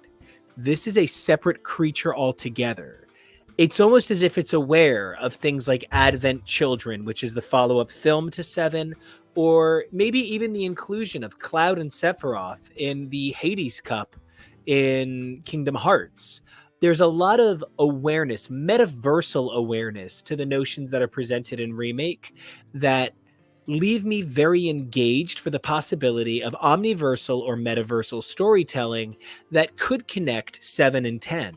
If that were to happen, if we did truly get a sort of crisis of count, as it were, I would be engaged to see how it's handled, since so many of the original creators are still around to adjust this story.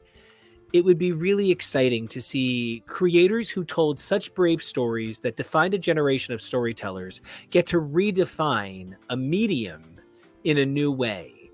The numbers are just numbers. The doctors have all met. Let the Final Fantasies meet. I mean, this is really one of the big questions coming up for some of these video game franchises that are created primarily in a culture that a lot of us don't know a lot about or understand. And I do specifically mean Japanese video game development culture, because that part of it is, like, you can understand a lot about Japanese culture, but probably you don't then understand a lot about video game development culture and Japanese video game development culture. I know more than I want to know about American culture and more than I want to know about comic culture, but I honestly can tell you, even as a comics professional, there's a ton of stuff I still don't know about how comics are made. Exactly. And like literally how a comic book that you just read was made, like what the conversation was, this was a great line. Was that in the script? Where did the staples come from? Very important question, always.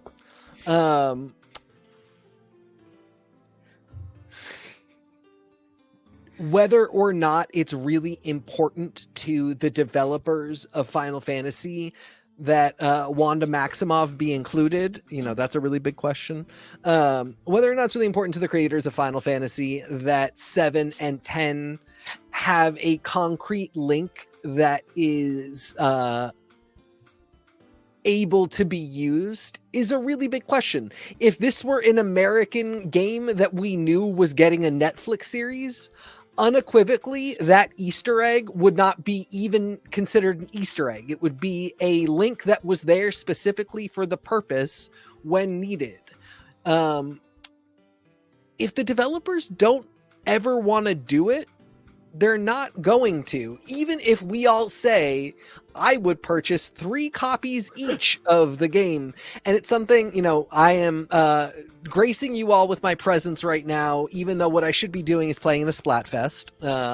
It's the most important. I didn't know there was a Splatfest this weekend. Yeah. It's the Zelda themed Splatfest. We're choosing between courage, wisdom, and power. Of course, the 3 pieces of the Triforce. I'm team your wisdom. Yes. But Splatoon has so many elements to it. In Splatoon 2,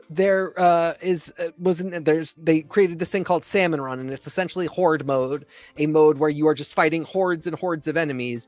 And it would in Splatoon 2, there was a schedule, and sometimes you couldn't play the mode. It didn't require any sort of online access such that they had to turn it off. They did it because the developers liked the idea that this was a job shift that sometimes wouldn't be available because you don't work all the time. And even though American audiences came in and said, I want to play it whenever I want, why are you not doing this? I'll pay for it in the DLC. Just give me this gameplay whenever I want it. The developer said, that's not how we want to do it. That's not how we designed it. We are not doing that. And they stuck by what they wanted to do. Final Fantasy and Legend of Zelda are two really fantastic examples of games where the developers are doing a lot of stuff that they want to do and that they feel is right for their franchises. That kind of seems anathema to us as consumers who can look at those things and say, like, why don't we have a Legend of Zelda movie yet? We've all been clamoring for it for 20 years. You're gonna get the money. Why aren't you just doing it? And it's because Nintendo has not seen an opportunity that has made them say, yes, we would like to do it. And it's the same thing when you look at something like that connection between 7 and 10. Is it feasible to do a game? 100%. But they're not going to do it unless that motivation among the developers is there to create the thing for real and at the level that both those games were created at their start and at their best. Mhm. And, speaking of exactly what you're saying, the developers won't do it if they don't see it. Yeah. There's something that my favorite Final Fantasy game is 8. It has the best magic system for me. I just love junctioning. And I really believe in the Ultimecia is Renoa theory, where they say that Ultimecia is the future form of Renoa, and that's why there's the Griever connection. And you can see how they have really great facial symmetry here. And, there's a lot to be said about how these two women could be the same woman from opposite ends of time. But the creators have said unequivocally, no, Renoa is not Ultimecia. The only thing that could make the fact that she abuses her dog almost understandable. Anyway. I really love your point about the Splatfest. I think that's a really great, that's how you can combine them. You can only. I hate that I have to say this. I guess there's only one Mario Rabbids a generation. Yeah, I mean, it always surprised me because they could have done that 8 different ways. There's no Waluigi game. Why was their turn-based strategy game not just, Waluigi's Army or whatever you're going to call it? Because they didn't see that. For whatever reason, they didn't see it. They don't cash grab the way that we do. They don't go, oh, we have a leftover intellectual property character that doesn't have a game yet. Let's sync them up with a game. It's got to work. So they found a partner series and they did it that way. It's the same way, earlier I was talking about one of my favorite games of all time, Cadence of Hyrule, a mix of Crypt of the Necrodancer and Legend of Zelda.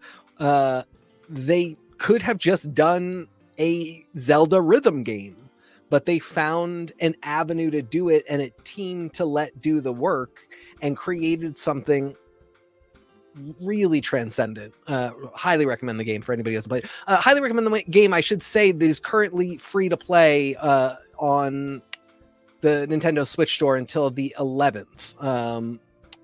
Very much recommend it. And speaking of rhythm games, yes, yeah, you're welcome for that transition. All right, back to slides.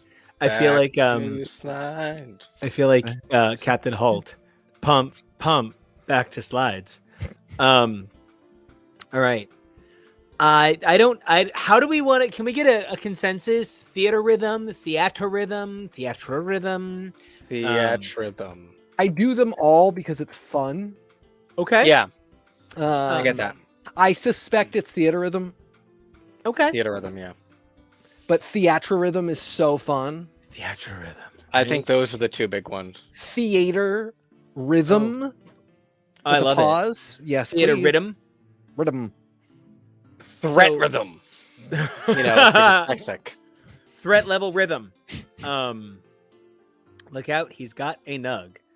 I love this series. For those who are unaware, it is What If You Could Dance to Final Fantasy music. That's it. That's the whole game. That's it. That's all it is. It's just a rhythm game. But it falls into this category that I really love, and I just want to go through the data for a moment. The first Theater Rhythm came out in 2012, and it featured songs from pretty much every game up through then, with the exception of 14. Then Curtain Call was the first one I got started on. I went back and got the original, found out that there was no song on Curtain Call that wasn't also backward. There was no song on the original that wasn't also on Curtain Call, so there was no reason to buy them both. But you can also see just 2 years later, it added so much more, and that it's a really spectacular game. I was kind of devastated because I thought there would never be another one again. But Kevo, if you were to turn the slides over in Japan, they were a lot luckier than we were, and they had this stunning, because I didn't know about this at the time. I've had to go back and find out all about this stunning arcade machine, All-Star Carnival. It featured a bunch of new stuff that I thought we would never get in the United States. Meanwhile, Japan also received Theater Rhythm Dragon Quest, another Square Enix title that is much beloved again. I'm actually talking with contributor Kyle over in Disneyland right now, who knows that I am just a big old Pooh Bear, and sent me this delicious confection because he's just the coolest I was friend bringing ever, you right? in. Oh, right. Love it. Kyle's the best, A right? smackaroo. Just a smackerel for me, right? Now, again, as I'm a big Kingdom Hearts fan, one more time for those of you who weren't here at the start of the show, I of course keep my Keyblade nearby at all times, and there was a Kingdom Hearts Theater Rhythm game in 2020 called Melody of. I could hear that in the other room. Melody of Destruction. Called Melody of Dropping Everything. No, the floor's good. Melody The floor's from good. Hey Dude. Hey dude. Nerd, big nerd. So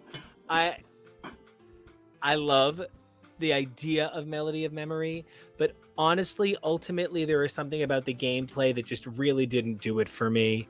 It's like the characters are running and they jump and hit things, and it's very first person as opposed to like third person. I don't know. I love it. I've played it. It also features a number of additional Disney tracks, which is really cool. And it's great, but I was pretty sad that I thought we were never getting another Theater Rhythm game ever again. And then this year, Kevo, if you would navigate us. Holy shit. The only thing that I am sad about is we lost all the Bravely Default songs, but we got the Nier Automaticas in their place. Mobius, World of Final Fantasy, Stranger Paradise got in here. The complete set of Dissidia got in here. It's unbelievable how much Dissidia is in here. Live Alive and the Live Alive HD 2D remake from earlier this year. 2 different World Ends With You. So much Saga. I know, Nier, like end of my life. So excited. Tracks from the Black Mages, tracks from the Piano Collections. There's actually a track that's an exclusive mix that's only available in Smash Brothers on here. There is all of the music from all of the versions of Theater Rhythm ever. Do they have Florence's songs from 15? One of them, but it is definitely not like showcased. Yeah. Because every game has a video song that's like an FMV play that's a little bit different, and that's one of them for her. The 2 different Final Fantasy Legends, Scions and Sinners, the 14 arrangement is there. The Square Enix Jazz Collection is there, super incredible. It's just unbelievable to me the number of tracks that made it on here.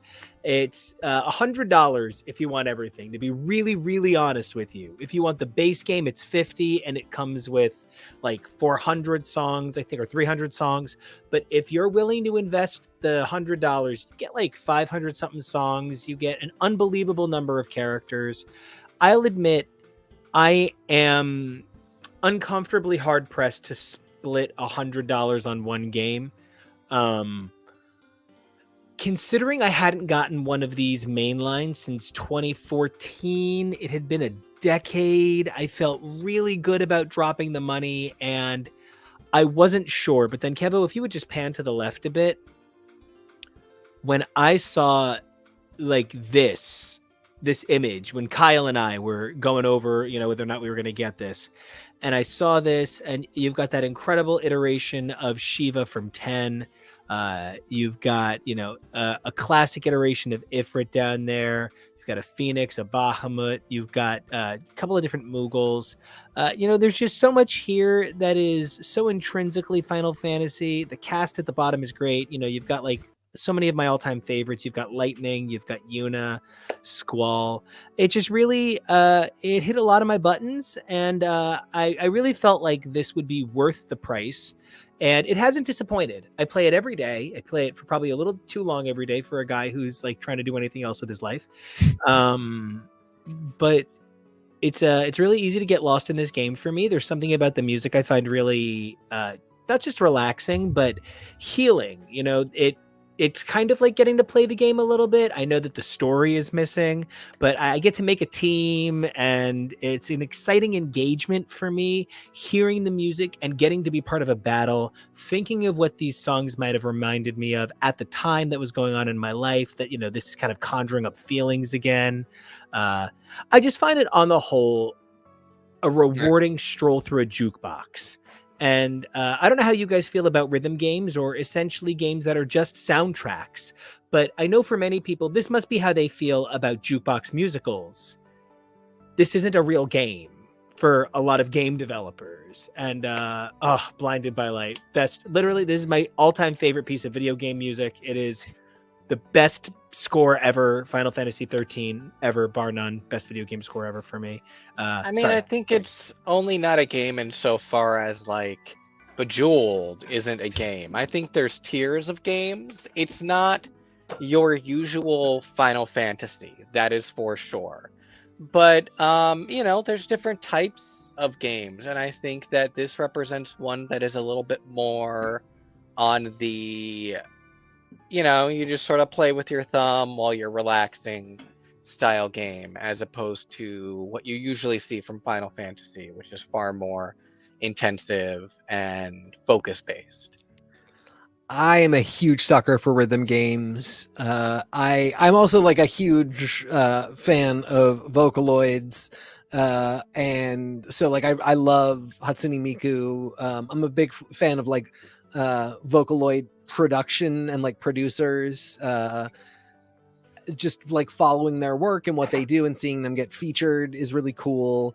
So I played a lot of those games and really enjoy them. The first rhythm game that I really played and was like, oh dang, was Elite Beat Agents for Nintendo DS, a huge classic. And the thing that Elite Beat Agents did that games didn't really do back then was it remade its songs. So like it was like Skater Boy and like Jumpin' Jack Flash, and as you played, I was raised by two lesbians. As you played, there was like a story happening as you're hitting it with the DS pen. And anyway, I've always loved rhythm games for that reason. I think they're really cool. For me, getting Cadence of Hyrule and hearing Danny Baranowski's reworking of some of the essential Zelda tracks was... I mean, I cried the first time that I played this game, like not even at like an emotional song. It's the first song in the original Crypt of the Necrodancer is a song called Disco Descent. And he the first song that you hear when you play Cadence of Hyrule is a mashup of Disco Descent with the Zelda theme. And it just hits so perfectly that I was just overcome with the beauty of what it took to compose this music. And I think that's one of the things that rhythm games for franchises in particular can do so incredibly well, which is to honor this component of a video game, its music, that is so easy just to enjoy without ever really thinking about. And especially in a game like Final Fantasy, where there's just so much music. And yeah, you might remember some really, really great tracks. You might make you really happy to hear them. They might really stick with you. But if it's not something like a rhythm game, a lot of people aren't ever going to go seek them out or listen to them. And as somebody who has a ton of video game soundtracks in my collection that I listen to all the time, rhythm games like Theatrhythm that really spotlight and highlight the work of a universe and of all these amazing composers are such an honor to get to play. I really agree. It's something that I wish, like, not hyping Kevo, like not trying to pull him in, but No, specifically, Kevo, your love of Doctor Who and Murray Gold's music, it really, just imagine a chibi doctor, any doctor you want, any companion you want, chibi-ized, doing My Little Games, running and hitting Doctor Who music. Yeah. I can picture any Disney character doing that. And, and that was what I was going to say too, actually, is I think, I would love Doctor Who. I love Murray Gold's work. I would love that one. But I think one that would actually do well would be a Disney-based one. So many people know the classic Disney music. Yeah, absolutely. And I would say even like Cadence of Hyrule is not a traditional rhythm game where you are trying to tap buttons along to. It is specifically where you're trying to stay on beat. And there's another game that I've played and love, which is called Bullets Per Minute, which you are both trying to move and fire your weapon on beat. Fuck that game. Oh, it's so good. It's Fuck terribly that game. difficult. It's so difficult. But great soundtrack though. Holy hell, I hate that game. I know, it's really hard. You didn't get I past got the first hot. level, did you? No, I got hot talking about this. Yeah. Like people me in the torture Superman yourself. N64 game. Yes. It took me like 20 hours to get past the first level. I could see a Disney game that was like a rhythm runner. Yeah. Or a rhythm, maybe a rhythm shooter, but like where the shooting is not actually, it's something cute. Magic wand blasting. Well, I was gonna say it's wand waving. But I could see something, a Disney rhythm adventure game that would be really fantastic. It's too bad they've already used the title Epic Mickey. Phil Spector is literally trying to cash a check because of what you just said. Yeah. He is out there cashing a check and no one wrote it. Nope. So I want to hop on this idea of things we could do this with. I would like to produce a rhythm game called Songheim, where you can pick any of the lead characters from Stephen Sondheim's You have to escape a dungeon rhythm style. And it's just like, you have to be the rapping witch from Into the Woods, or John Wilkes Booth, or a cat. What the fuck cat? What cat is I it? don't know, I'm tired. What Sondheim show? I forgot. The giant anthropomorphic cat that narrates Sunday in the Park with Why did you have to challenge me? Because now I'm going to go through Stephen Sondheim's entire oeuvre and find you a cat, because there will be one. What about a Hamilton? What about Kit Perron?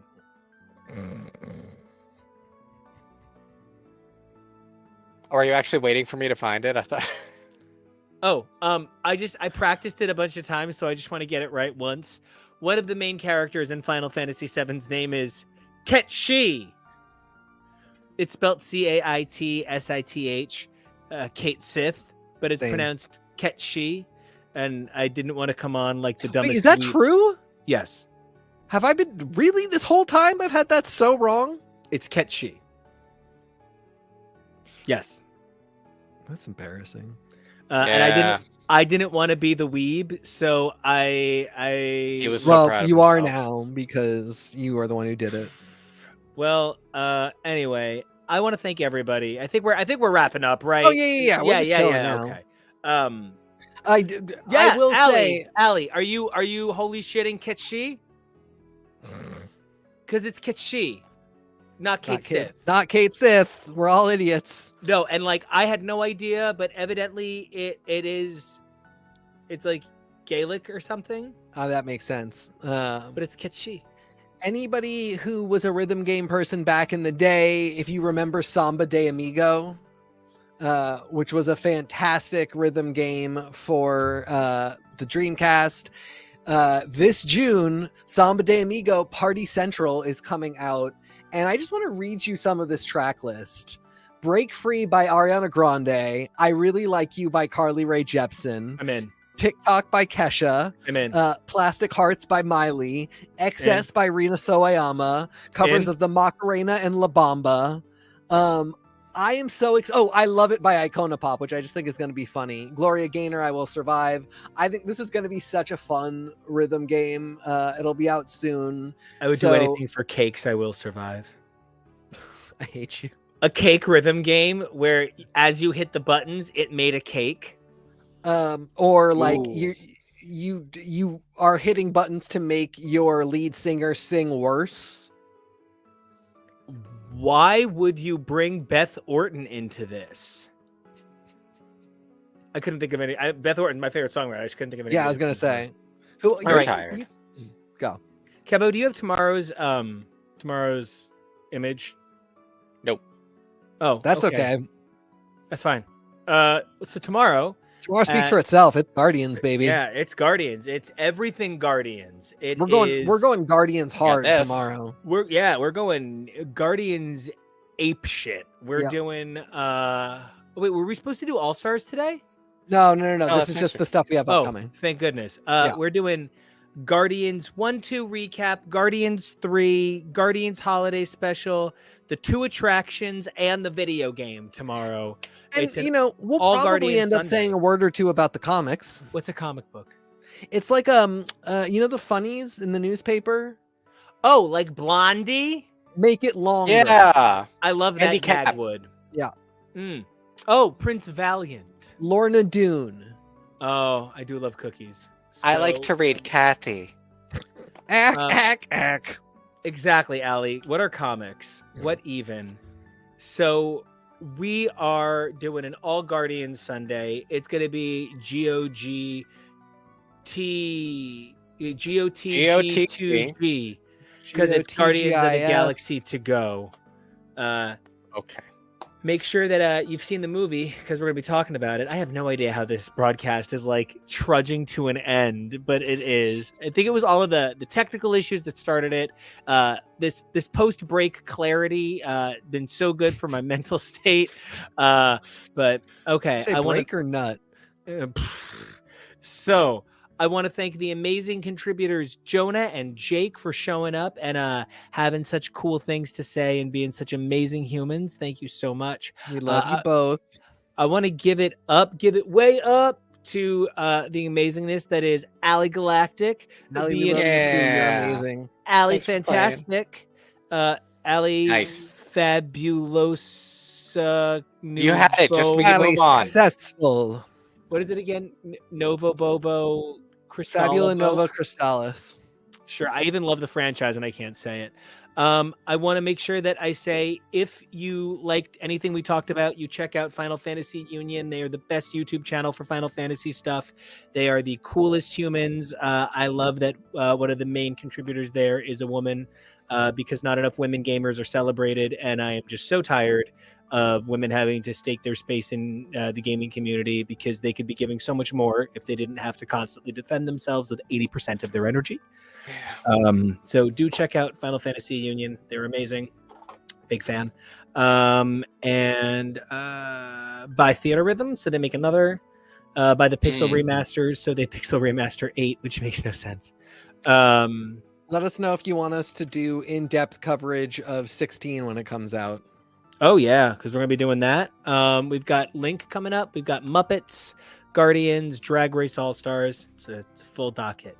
But until next time, Kevo, you have been the most amazing producer. Oh, right, my GLAAD award. Don't forget, get to your LCS. It's free comic book day. You still got time. While you're there, maybe you ask them. You have to have a copy of GLAAD award-winning novel, Young Men in Love, featuring the work of one Nico Action. Hey, what's up? No, I'm so honored. I couldn't even tell you. This book has been so good for everybody attached. We've all gotten to know what it means to make something that means something to people, and that means everything. Really. Same with the gaming award. It doesn't matter less. It just came second, so I keep going to say the first one.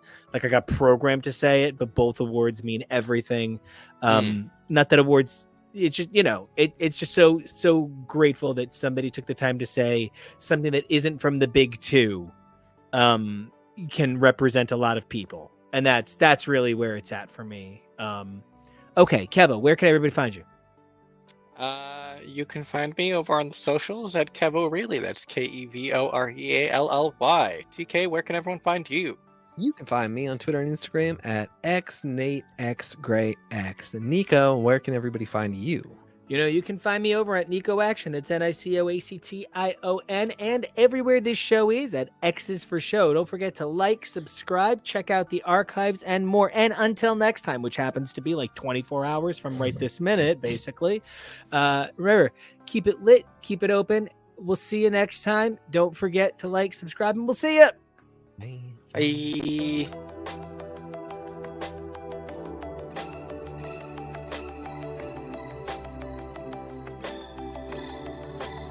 Boop, boop, boop, boop, boop. Knock it off! Boop, boop, boop, boop. Boop, boop, boop, boop, boop. You're doing it to annoy me now. All right, no.